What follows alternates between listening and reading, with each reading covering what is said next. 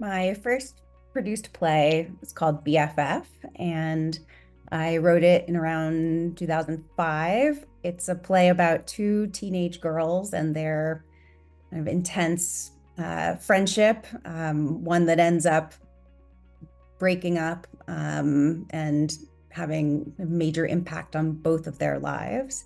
The first play I wrote was in high school, and it was titled G. Hova, which stood for George Hova, a play off of Jehovah. It was the story of a man who felt he could cleanse the world of its sins if he killed himself. But we discovered the real reason he's doing it is because of a breakup. And the story shifts when a janitor comes along and helps him not commit the act. The first play that I ever saw on stage was an undergrad at UT Austin. And it was a 30-plus character, 4-act epic play about the small town and all the denizens and how all of their lives intersect and affect each other, sometimes in small and big ways.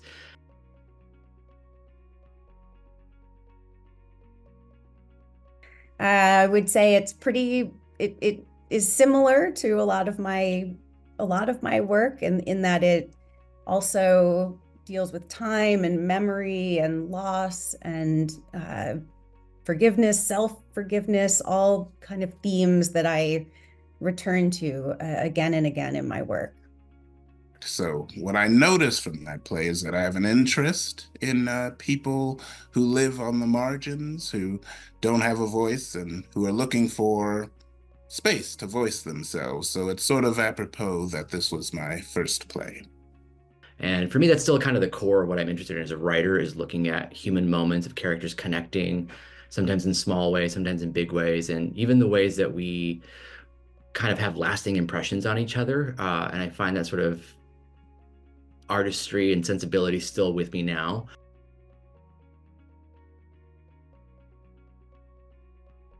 When I wrote BFF, I was lucky enough to be in a writers group called the Soho Rep Writer Director Lab. And I learned how incredible and inspiring it is to be working with the same group of people over the course of a year on a play. It led me to want to always be in a writers group. And in fact, I did many in the future at the Playwrights Realm. But the feedback that you can get from people who are so deep inside your process is incredibly invaluable. I find there's this aha moment in writing a play when you're struggling with a character and not sure of the motivation. In this play, I felt at the time that I had a great idea, but I found that there was only so far I could go with it. And sort of late at night, it occurred to me that oh, well, maybe what it is it's really about a breakup. So that sort of was the fun twist, but also went a long way to humanizing the character in a sense and helped me learn about the importance of the revealing of character.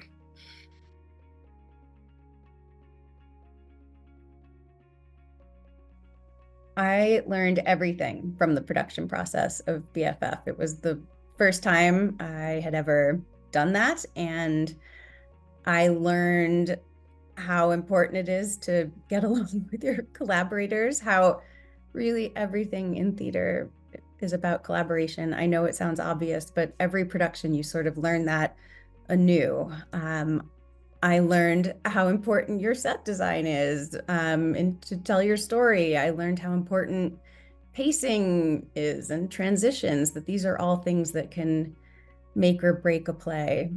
Something I learned about writing in production with this first show was just not being precious about what's on the page and learning to embrace cuts sometimes. So for me, I was also directing the show, and it was really lucky to be able to see this play from two different points of view. And as a director, what I had to pay attention to was just keeping the show moving, keeping it dynamic, keeping the ball in the air, paying attention to like arcs, character arcs, especially when there were so many. And sometimes, you know, language or craft can kind of get in the way of that. You know, it's like when you're just reading it on the page, it's different than when it's on its feet. And when it's on its feet, you do have to be collaborative in that way to kind of keep the show, again, alive and dynamic. So for me, it's just learning to embrace that cuts are part of the process, and to not get so attached to what's on the page, because it really is ultimately we're serving a larger story and a larger objective as a team.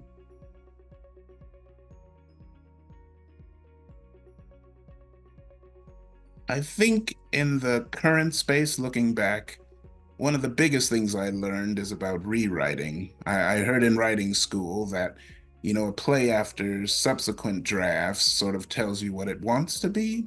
And as you're writing, you're sort of finding it. When I look back on that play, it was very expository and the characters were saying so much on the nose that there's nothing for an audience to sort of dig into. And I think with further drafts, I would have found a more clean and honed piece. There's something I learned in hindsight about this play is just learning to trust your gut. When you're a younger or beginning writer, that can be a little tentative sometimes. Is this right? Am I doing this the way that it should be? But just trusting those instincts, especially as a writer, is something that is just like, that's who you are. That's your voice. That's your point of view. So like, although this play was my first one and I was trying to figure out who I was as a writer, I think the DNA of who I am was still in there.